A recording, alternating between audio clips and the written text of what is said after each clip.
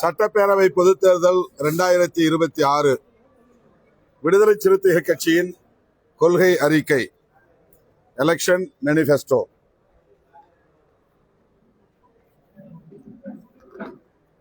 பன்னிரண்டு பேஸ் பொருளில் எங்களுடைய கொள்கை நிலைப்பாடுகளை தேர்தல் கொள்கை அறிக்கையாக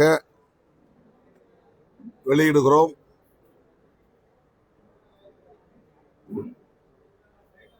எந்தெந்த பிரச்சனைகளில் நாங்கள் கூடுதல் கவனம் செலுத்த இருக்கிறோம், முதன்மைத்துவம் அளிக்க இருக்கிறோம் என்பதை மையப்படுத்தி இந்த தேர்தல் கொள்கை அறிக்கையை வரையறை செய்திருக்கிறோம். இருமொழி கொள்கை, கடலும் காடும் கனிமமும் நமதே, விலையில்லாத கல்வியை பெறுவோம், மருத்துவத்தை அடிப்படை உரிமை ஆக்குவோம், மக்கள் தொகைக்கேற்ப இடஒதுக்கீடு பெறுவோம், மகளிருக்கு 50 விழுக்காடு இடஒதுக்கீட்டை உறுதி செய்வோம், தனியார் துறைகளிலும் சமூக நீதியை வென்றெடுப்போம், உழுபவருக்கு நிலம் இருப்பவருக்கு இடம் என்னும் கொள்கையை நடைமுறைப்படுத்துவோம், சிறுபான்மையினரை காத்திட சிறப்பு சட்டம் இயற்ற போராடுவோம், காவல்துறை மற்றும் சிறைத்துறை ஆகியவற்றை சீர்திருத்த பாடுபடுவோம், மது மற்றும் போதைப் பொருட்களை ஒழிப்பதற்கான விழிப்புணர்வை பரப்புரையை மேற்கொள்வோம், ஆணவ கொலைகளை தடுத்திட சிறப்பு சட்டம் இயற்ற பாடுபடுவோம். இந்த 15 கருப்பொருளை அடிப்படையாக கொண்டு எமது கொள்கை அறிக்கை வரையறுக்கப்பட்டுள்ளது.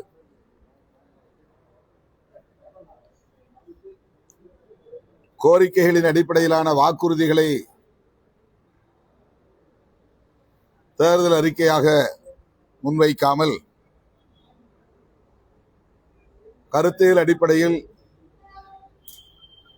உண்மையான சமூக மாற்றத்தை, முற்போக்கான மாற்றத்தை கொண்டு வருவதற்கு எத்தகைய கொள்கை நிலைப்பாடுகளை முன்னெடுக்க வேண்டும் என்பதை மையமாக வைத்து இந்த அறிக்கையை ஒரு கொள்கை அறிக்கையாக வெளியிடுகிறோம். அது வாக்குறுதிகளாக அல்லது உறுதிமொழிகளாக இல்லாமல் எமது கொள்கை நிலைப்பாடுகள் என்ன என்பதை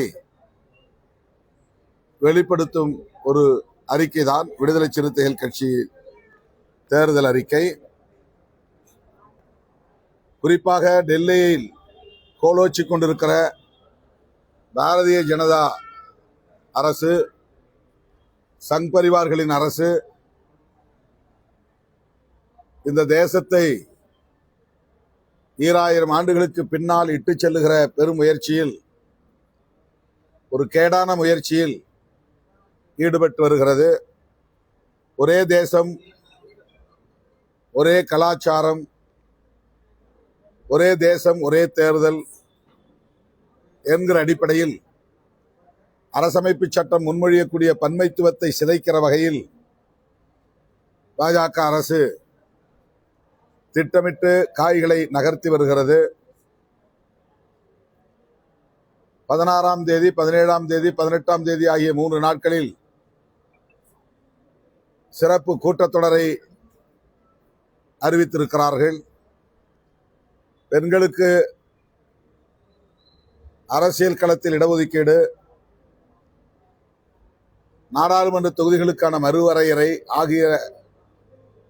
ஆகியவை குறித்து சட்டம் கொண்டு வருவதற்கான ஒரு சிறப்பு கூட்டத்தொடரை பாஜக அரசு நடத்துகிறது.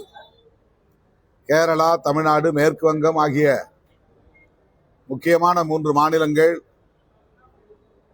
பாண்டிச்சேரி,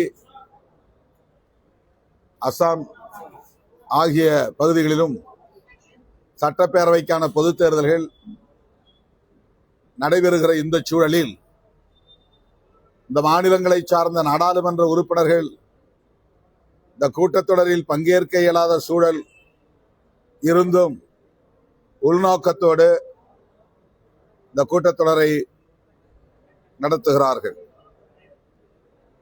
பெண்களுக்கான இடஒதுக்கீடு தொடர்பாக அரசமைப்பு சட்டத்திலே திருத்தம் கொண்டு வர வேண்டும். அரசமைப்பு சட்டத்திலே திருத்தம் கொண்டு வர வேண்டுமானால் 2/3 பங்கு பெரும்பான்மையை உறுதிப்படுத்த வேண்டும். அதற்கு எதிர்க்கட்சிகளின் நாடாளுமன்ற உறுப்பினர்கள் பங்கேற்க இயலாத ஒரு சூழலில், தேர்தல் நடைபெறும் சூழலில் 2/3 மெஜாரிட்டியை பெற வேண்டும் என்கிற உள்நோக்கத்தோடு இந்த கூட்டத்தொடரை அவர்கள் நடத்துவதாக தெரிகிறது. இது அப்பட்டமான ஒரு அத்துமீறல். நாடாளுமன்ற உறுப்பினர்கள் பங்கேற்க இயலாத வகையில ஒரு சதி. இந்த கூட்டத்தொடரை இந்த சட்டப்பேரவைக்கான பொதுத் தேர்தல்களுக்கு பின்னர் வைக்க வேண்டும் என்று விடுதலை சிறுத்தைகள் கட்சியின் சார்பிலே இப்போதும் இந்த சூழலிலும், மிக நெருக்கமான இந்த சூழலிலும் வேண்டுகோள் விடுக்கிறோம். 16, 17, 18 இன்றைக்கு தேதி 14. இதுவரையில் இந்த 3 நாட்களில் என்ன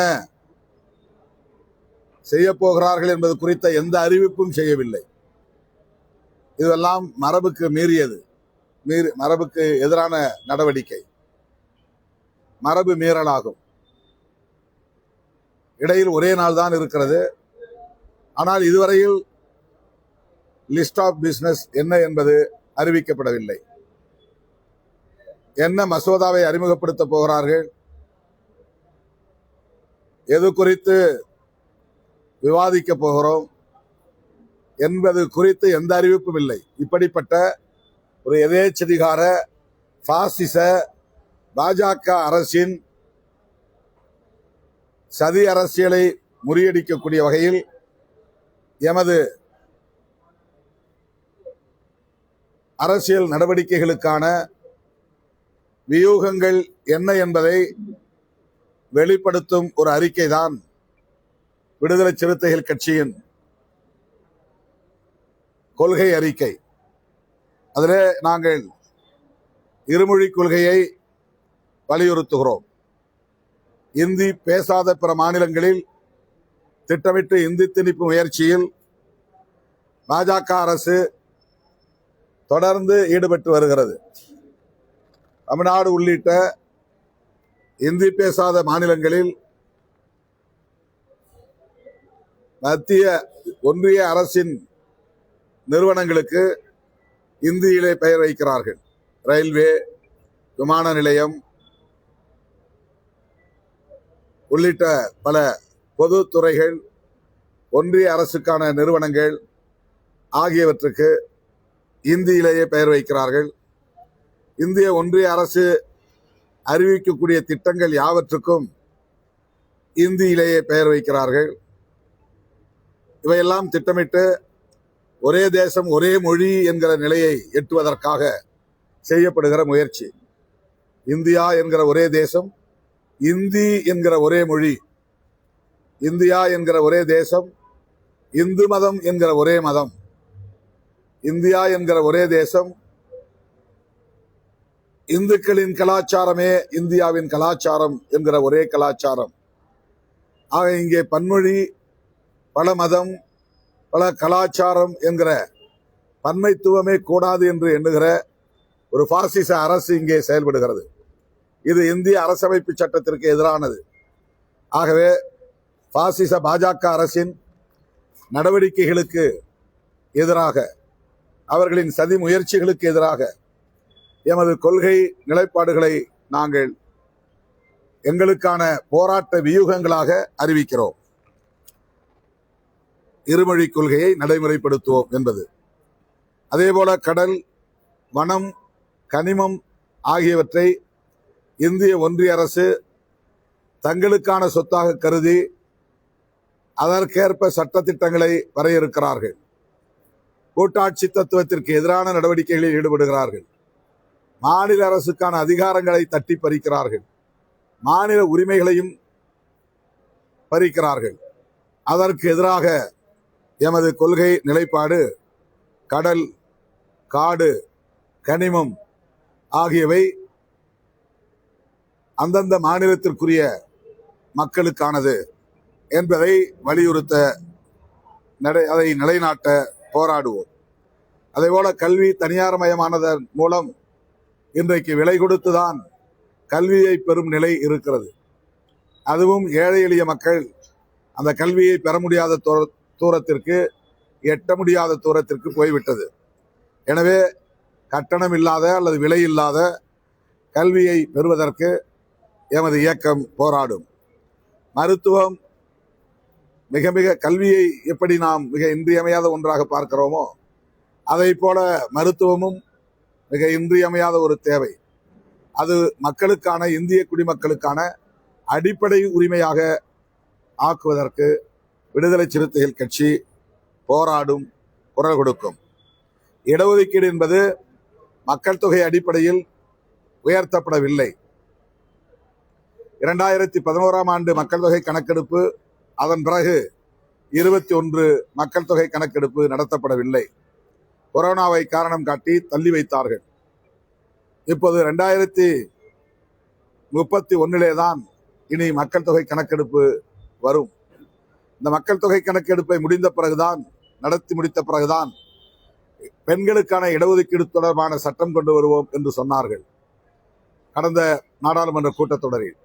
ஆனால் அதற்கு மாறாக இப்போது மக்கள் தொகை கணக்கெடுப்பு நடத்தாமலேயே பெண்களுக்கான இடஒதுக்கீட்டை கொண்டு வருவதன் நோக்கம் என்ன என்பது விளங்கவில்லை. தமிழ்நாடு, கேரளம், மேற்கு வங்கம் ஆகிய மாநிலங்களில் நடைபெற உள்ள தேர்தல்களில் பெண்களின் வாக்குகளை கவருவதற்காக இந்த நாடகம் ஆடுகிறார்களோ என்ற ஐயம் எழுகிறது. எனவே இடஒதுக்கீட்டை, கல்வி வேலைவாய்ப்பில் வழங்கப்படுகிற இடஒதுக்கீட்டை மக்கள் தொகைக்கு ஏற்ப உயர்த்த வேண்டும், சாதிவாரி கணக்கெடுப்பையும் நடத்த வேண்டும் என்கிற வியூகத்தை விடுதலை சிறுத்தைகள் கட்சி முன்வைக்கிறது. மகளிருக்கு 33% இடஒதுக்கீடு என்ற ஒரு கருத்து நீண்ட காலமாக பேசப்பட்டு வருகிறது. மக்கள் தொகையில் பாதி அளவில் இருக்கிற மகளிருக்கு 1/3 பங்கு இடஒதுக்கீடு தருவோம் என்பதும் மகளிருக்கு எதிரான ஒரு நிலைப்பாடாக விடுதலை சிறுத்தைகள் கட்சி கருதுகிறது. எனவே மகளிருக்கான இடஒதுக்கீட்டை 50 விழுக்காடாக உயர்த்த வேண்டும் என்று விடுதலை சிறுத்தைகள் கட்சி போராடும். தனியார் மயம் என்பது தீவிரமாக நடைபெற்று வருகிறது, வெகு வேகமாக நடைபெற்று வருகிறது. அரசு, மாநில, மத்திய அரசுகள், அரசு துறைகள் மற்றும் பொதுத்துறைகள் ஆகியவற்றில் மட்டுமே இடஒதுக்கீடு நடைமுறையில் இருக்கிறது. இது ஒட்டுமொத்த வேலை வாய்ப்பில் 15% தான். 85% மேலாக தனியார் துறைகளின் கட்டுப்பாட்டில் உள்ளன. அவையும் 15% இப்போது தனியார் மயப்படுத்துகிற வேலைகளில் பாஜக அரசு தீவிரமாக ஈடுபட்டு வருகிறது. இந்த நிலையில் தனியார் துறைகளிலும் இடஒதுக்கீட்டுக்காக, சமூக நீதியை நிலைநாட்டுவதற்காக போராடுவோம். உழுபவருக்கு நிலம், இருப்பவருக்கு இடம் என்கிற அடிப்படையில் இந்திய குடிமக்களுக்கான, தமிழ் மக்களுக்கான இருப்பை, அவருடைய எக்ஸிஸ்டிங் ஸ்டேட்டஸ், அவருடைய இருப்பை உறுதி செய்வதற்கு நிலத்தில் உரிமை, குடியிருப்புக்கான இடங்களில் உரிமை, சட்டப்பூர்வமான உரிமை வென்றெடுப்பதற்கு போராடுவோம். சிறுபான்மையினர், இந்த பாசிச பாஜகவின் அமைப்புகளாக உள்ள சங் பரிவார்களால் மிக கடுமையான அச்சுறுத்தல்கள் நிகழ்கின்றன. பாதுகாப்பற்ற நிலையில் இருக்கிறார்கள். ஆகவே சிறுபான்மையினரை பாதுகாப்பதற்கென்று சிறப்பு சட்டம் இயற்ற தொடர்ந்து குரல் கொடுப்போம், போராடுவோம். காவல்துறையும் சிறைத்துறையும் மறுசீரமைப்பு செய்யப்பட வேண்டும், ஜனநாயகப்படுத்தப்பட வேண்டும். அங்கே நிலவுகிற மிக மோசமான மனித உரிமை மீறல்கள், கொடூரமான குரூரமான ஒடுக்குமுறைகள் ஆகியவற்றை எல்லாம் களைந்தெறிய சீர்திருத்தம் வேண்டும் என்பதை தொடர்ந்து வலியுறுத்துவோம். மது மற்றும் போதைப் பொருள்களை ஒழிப்பதற்கான விழிப்புணர்வை பரப்புரைகளின் மூலம் தொடர்ந்து மேற்கொள்வோம். மது போதைப் பொருள்களை ஒழிக்க பாடுபடுவோம். ஆணவ கொலைகள் இன்றைக்கு இந்தியாவின் ஒரு தேசிய பிரச்சனையாக மாறி இருக்கிறது. ஆணவ கொலைகளை தடுக்க இந்திய ஒன்றிய அரசு சட்டம் இயற்ற வேண்டும் என்பதை தொடர்ந்து வலியுறுத்தி வருகிறோம். அது தொடர்பாக மாநில அரசுக்கும் உரிமை இருக்கிறது. மாநில அரசும் ஆணவ கொலை தடுப்பு சட்டத்தை இயற்ற முடியும்.